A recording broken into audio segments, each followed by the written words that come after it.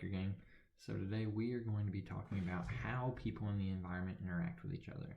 I know that this reading assigned for today may seem a little tough, so for once I'm going to focus on getting the facts down and push comedy to the side for a little bit. I'm going to break down this video into two parts: how the environment influences where people live, and how we influence or change the environment. Of course, we're going to be focusing on the westward expansion time. So let's start with the first one: how environment influences where people live. And to answer that, we have to ask two questions. The first one is, how easily can I get there? For example, rivers make it easy to travel by boat. That means you can move goods and people a lot easier than having to put them on wagons or something like that, or trains, which you have to lay the tracks for.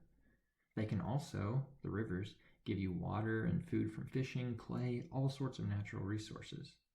That's why we made the Louisiana Purchase, so we could control the Mississippi River, one of the largest ones in the United States.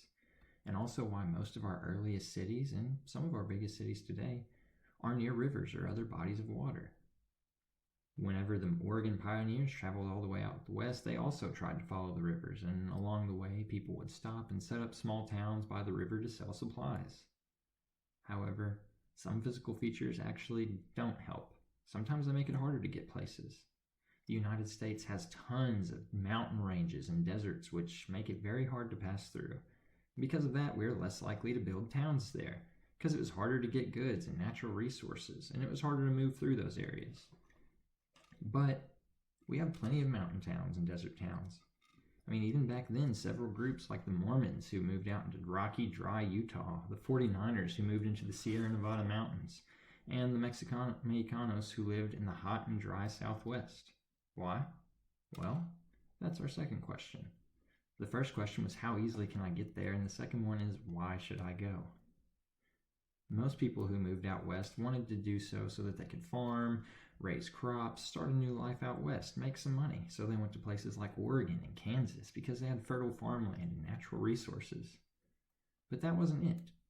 Mormons chose moving out west for a different reason. They were trying to go to the harsh land of Utah because at the time not many people lived there, and they were trying to escape religious persecution.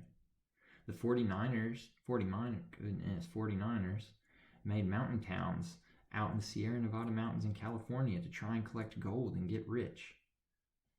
And there's plenty more examples. So all in all, environment affects how we can get there, how easy it is to get there and move there and get resources, and also why would we want to go there. Those are the two main things on how environment shapes where we choose to live. Life in some of those places wasn't easy though. That's why the environment doesn't just change us, but Western explorers changed the environment. The Mormons knew that there was water in the far-off mountains of Utah, so they created dams to stop that water from flowing so it would collect and pool up. Then they could use irrigation, which is basically just digging ditches to kind of make their own little small creeks and rivers. That way they could bring the water from those dams all the way down to their towns.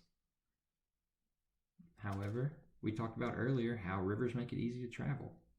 And sometimes it is easy to travel by river, but you're pretty limited by where you can go, just wherever the river is.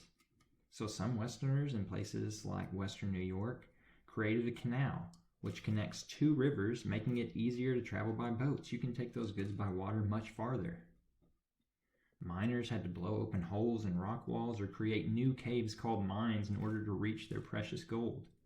However, the biggest and largest scale of us changing the environment was probably the Transcontinental Railroad. We had to level or flatten out ground, destroy rocks, and create thousands of miles of tracks so that we could easily transport goods and people across the country. Now that we have one united country that spans from coast to coast, we need to be able to have goods and people and ideas and communications spread across that land. So we changed the environment.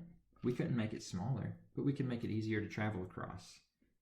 There's several of other examples in your book, the reading, the internet, all over the place. But this was just a quick summary of some of the ways that the environment affects where we choose to live, and also how we affect the environment that we live on. Thanks for tuning in, Laker Gang. Keep it 212, and tune in next week for more Nunley.